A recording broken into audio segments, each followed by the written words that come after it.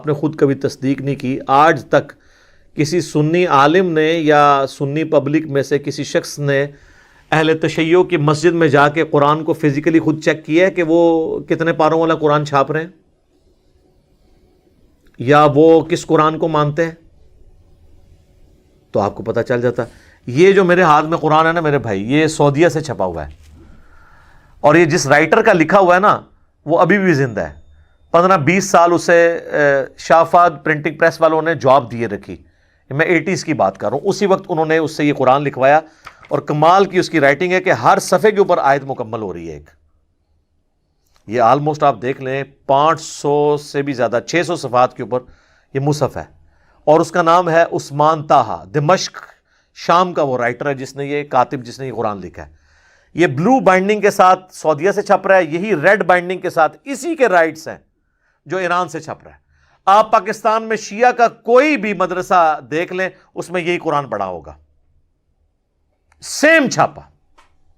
تو یہ پھر جھوٹے پروپیگنڈے انہوں نے کیوں کیے ہوئے ہیں خام خواہ کہ جی ان کا تو یہ عقیدہ ہے. بھائی قرآن جو ہے یہ مشرق سے لے کر مغرب تک، شمال سے جنوب تک، دنیا میں ہر مسلمان کے گھر ایک ہی مصحف ہے، کوئی اختلاف نہیں ہے مصحف کے اوپر. کتابوں کے اندر اگر روایتوں کا چکر آیا تو وہ تو میری الگ سے ویڈیو ریکارڈ موجود ہے. اہل سنت اور اہل تشیع دونوں کے ہاں اس قسم کی مردود روایتیں پائی جاتی ہیں، یا آؤٹ آف کانٹیکسٹ وہ روایتیں کوٹ کی جاتی ہیں جس سے عام آدمی کو یہ شائبہ ہوتا ہے کہ یہ قرآن کو محفوظ نہیں مانتے. اور آپ کو حیرانگی ہوگی کہ صرف سنی نہیں، شیعہ بھی اہل سنت کے بارے میں اس طرح کے دعوے کرتے ہیں کہ یہ اس قرآن کو محفوظ نہیں مانتے. اور اس قرآن کے بارے میں جس کے بارے میں قرآن میں خود گارنٹی ہے، سورۃ الحجر کی آیت نمبر 9، اِنَّا نَحْنُ نَزَّلْنَا الذِّكْرَ وَإِنَّا لَهُ لَحَافِظُونَ.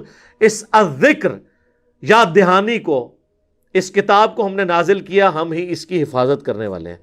اللہ نے حفاظت کی گارنٹی خود لی ہوئی ہے، تو اس کے لیے کسی عالم دین سے سرٹیفکیٹ کی ضرورت نہیں ہے. جھوٹے پروپیگنڈے ہوتے ہیں. اور وہ یہ جو پہلے مجھ سے پھکی والا جواب لے لیں، یہ کہتے ہیں جی شیعہ چونکہ گستاخ صحابہ ہے نا اس لیے آپ کو ان میں کوئی حافظ نہیں ملے گا. اچھا، تو میرا سوال ہے کہ گستاخ صحابہ بڑا مسئلہ ہے یا گستاخ رسول ہونا؟ تو بریلویوں کے نزدیک اہل حدیث اور دیوبندی پکے گستاخ رسول ہیں، تو پھر اہل حدیث اور دیوبندیوں میں کوئی حافظ قرآن نہیں ہونا چاہیے. ہائے ہائے ہائے ہائے، کیسی پھکی ہے اس تو بڑی پھکی. گستاخ رسول بڑی چیز ہے یا اللہ کا گستاخ ہونا؟ ہاں، تو اہل حدیث اور دیوبند کے نزدیک بریلوی مشرک ہیں اور وہ اللہ کے گستاخ ہے کیونکہ اللہ کے ساتھ شرک کر رہے ہیں. تو بریلویوں میں تو کوئی حافظ قرآن نہیں پھر ہونا چاہیے. تو کیا پریکٹیکلی ایسا ہی ہے کہ بریلویوں کے اندر کوئی حافظ قرآن نہیں ہے، دیوبند اور اہل حدیث کے اندر کوئی حافظ قرآن نہیں ہے؟ تو یہ جو آپ نے کہانی کرائی تھی، یہ چورن بیچا تھا، وہ تو میں نے فزیکلی آپ کا ختم کر دیا. رہ کے اہل تشیع تو سر پاکستان میں ٹرینڈ نہیں ہے اہل تشیع کے ہاں حفظ والا. اب حفظ کے مدرسے ان کے آئے ہیں. ہمارے پاس جو حیدر نقوی بھائی آتے ہیں وہ حافظ قرآن ہے، اور ماشاءاللہ اس طرح ان کو کراس ریفرنسز یاد ہیں کہ آپ حیران ہو جائیں. بڑے پکے حفاظ بھی اس طرح نہیں کہ ریفرنس کوٹ کر سکتے. ایران میں ہزاروں حفاظ ہیں، پاکستان میں بھی اب کئی ایک حفظ کے مدرسے شروع ہیں. اور اہل تشیع کے ہاں جو سب سے ایک سمجھ لیں کم درجے کا فرقہ جسے اثنا عشری شیعہ جو ہیں وہ گمراہ سمجھتے ہیں، وہ ہیں اسماعیلیہ، اور ان کی بھی برانچ ہے بوہریہ.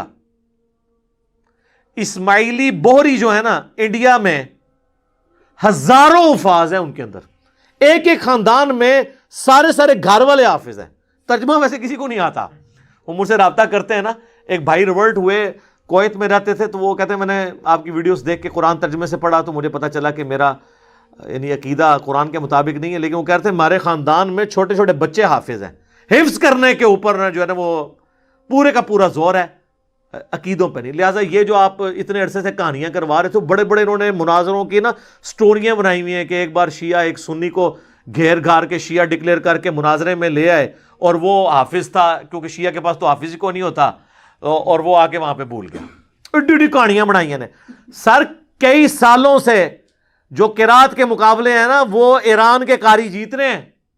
سر سارے بزرگوں کی ہر چیز ہی کہانی نکلی، آواز اڑنا بھی کہانی نکلی، اور جو زمین دی چیزیں سن وہ بھی غلط، اڑنے والی بھی غلط.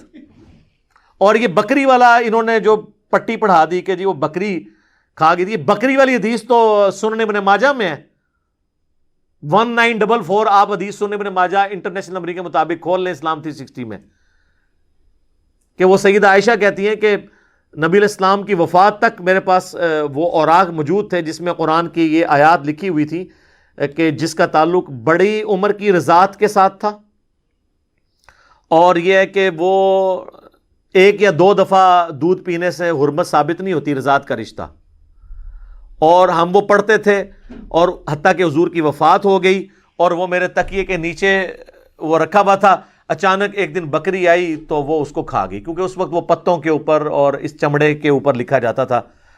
تو یہ تو سر سنن ابن ماجہ سنیوں کی کتاب میں ہے کہ بکری کھا گئی، اور بکری کھانے سے کیا ہوا؟ قرآن سے آیات ختم ہوگی۔ ویسے یہ آیات جو ہے نا یہ تو منسوخ ہے، یہ تو ویسے ہی آپ کو قرآن میں نہیں ملنے لگی، اور اس طرح کی احادیث کے اوپر تعویل کرتے ہیں اہل سنت۔ یہ تو صحیح مسلم میں بھی ہے کہ سیدہ عائشہ کہتی ہیں کہ پہلے اللہ کی کتاب میں یہ حکم نازل ہوا، پھر یہ حکم نازل ہوا کہ 5 دفعہ کم از کم اگر کوئی دودھ بچہ پی لے تو حرمت ثابت ہوتی ہے۔ تو اللہ کی کتاب میں تو کہیں موجود نہیں ہے، تو وہ اہل سنت کہتے ہیں یہاں کتاب سے مراد شریعت ہے، اور کتاب میں پڑھتے تھے رجم کی آیات، وہ سنن ابن ماجہ کی 1944 حدیث میں جو ہے وہ کہتے ہیں قرآن میں پڑھنے سے مراد ہے قرآن کی تشریح میں پڑھتے تھے۔ دیکھا اپنے کس طرح تعویل کر دینے، ٹھیک ہے ہم مان لیتے ہیں تعویل کو۔ تو سر شیعہ کے لیے پھر یہی والی تعویل آپ قبول کیا کریں، وہ بھی اگر صحیح بخاری سے آپ کو وما خلق الذکر والانثی وخلق الذکر والانثی ابن مسعود کی روایت میں اختلاف بتاتے ہیں، تو آپ کہتے ہیں قرآن 7 قرات میں نازل ہوا ہے، تو وہاں پہ بھی اختلاف۔ بہرحال اس وقت جو مصحف ہمارے ہاتھ میں نا اس کے اوپر اجماع ہے، ٹھیک ہے، جو مشرق سے لے کے مغرب تک، شمال سے لے کر جنوب تک یہی مصحف ہے۔ لہٰذا یہ بکری کھانے والی روایت تو آندہ آپ نے بیان نہیں کرنی ہے، اور دوسرا پارے تو نبی علیہ السلام کے زمانے میں ہے ہی نہیں تھے، کہاں سے کھا جانے تھے؟ نبی علیہ السلام کے زمانے میں تو صورتیں تھیں، یا صحابہ کے زمانے میں منزلیں ہوئیں تاکہ 7 منزلیں ایک ہفتے میں کوئی قرآن مکمل کر لے۔ بعد میں جب تھوڑی سستی آئی تو پھر اس کو 30 پاروں میں ڈیوائڈ کیا گیا کہ اگر کسی نے مہینے میں قرآن مکمل کرنا ہے تو روز کا 1 پارہ پڑھ لے۔ یہ تو بنو امیہ کے دور کے اندر پہاڑوں ان کی پاروں کی ڈویژن ہوئی ہے، اس لیے آپ دیکھیں سعودیہ میں آپ کو کئی قرآن ملیں گے جو پاروں کی تفریق کے بغیر پرنٹ ہوئے ہیں، وہ اس تفریق کو مانتے ہی نہیں ہیں۔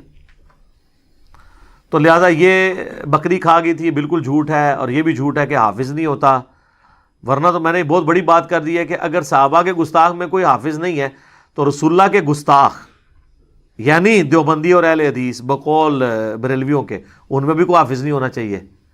تو امام کعبہ تو ہر دفعہ مصلی سناتا ہے، جس کے پیچھے آپ کہتے ہیں نماز نہیں ہوتی ہے، اس کو حفظ کیسے ہو گیا ہوا ہے؟ سر میرا تو یہ دعویٰ ہے کہ کافر بھی قرآن کو حفظ کرے نا اس کو بھی حفظ ہو جائے گا۔ سر گرو نانک کو 14 پارے یاد تھے، یہ تو مسلمان فخریہ بتاتے ہیں، یہ تو نالج کی بات ہے، کوئی بھی حاصل کر لے۔ اور بقول دیوبند اور اہل حدیث کے بریلوی جو ہیں اللہ کے گستاخ ہیں، شرک کرتے ہیں، تو بریلویوں میں تو اتنے حافظ ہیں، صرف الیاس قادری صاحب نے جتنے حافظ نکال دیے ہیں، آندہ تو 50 سال آپ حافظ نہ پیدا کریں، اتنے حافظ انہوں نے مدنی منوں کی شکل میں مدرسۃ المدینہ سے نکال دیے ہوئے ہیں۔ تو حفظ کرنے سے کیا ہو جاتا ہے؟ تو شیعہ کے ہاں بھی میرے بھائی ہزاروں حفاظ موجود ہیں، آپ جائیں ان سے، وہ آپ کو بتائیں گے کہ جناب یہ حافظ ہیں، آپ ان سے ملیں، پھر آپ نے کوئی نیا بہانہ گھڑنا ہے۔ حفظ چاہے ادھر کسی نے کیا ہو چاہے ادھر کیا ہو، جب تک اس کے مطابق نہیں اپنے آپ کو کرتا نا کوئی فائدہ نہیں ہے۔ میرا ایک یوٹیوب پہ کلپ بھی ہے، افسوس ایسے حفاظ کے اوپر، جن حافظوں کے آپ کو فضائل بتائے جاتے ہیں وہ حافظ اور ہیں جو قرآن کے حلال کو حلال اور حرام کو حرام جانے، ان حفاظ کے لیے فضیلت ہے۔ خالی حفظ کرنے سے کچھ بھی نہیں ملنا جب تک آپ اس کے اوپر عمل نہیں کریں گے۔ لہذا یہ بالکل کہانی تھی کہ جی شیعہ کا قرآن الگ ہے، سنیوں کا الگ ہے، اور شیعہ جو ہے وہ 40 پارے مانتے ہیں اور سنی 30 پارے مانتے ہیں۔ میرے بھائی ہم تو 40-30 کی تفریق سے بھی پہلے کی بات کرتے ہیں، قرآن کی 114 صورتیں ہیں۔ میری اس حوالے سے کئی ایک ویڈیوز قرآن کے تعارف کے اوپر ریکارڈڈ موجود ہیں۔ قرآن کی جو تفسیر ریکارڈ ہوئی اس میں پہلے 6 لیکچرز قرآن کے انٹروڈکشن میں میں نے 40 پوائنٹس کور کیے ہیں، اس میں میں نے یہ چیزیں ڈسکس کی تھی کہ خدا کے لیے ایک دوسرے پہ جھوٹے الزام لگانا چھوڑیں۔ غیر مسلم جب اس طرح کے مناظرے ویڈیوز دیکھتے ہوں گے تو کیا سوچتے ہوں گے مسلمانوں کے بارے میں کہ ان کا تو اپنی ایک جو کتاب ہے اس کے اوپر ہی کوئی اتفاق نہیں ہے، جبکہ پریکٹیکلی سب یہی قرآن پڑھ رہے ہیں. بتائیں نا کسی شیعہ کے گھر سے دوسرا قرآن نکلا ہے یا کسی سنی کے گھر سے دوسرا قرآن نکلا ہے, پریکٹیکلی تو اسی کو فالو کر رہے ہیں.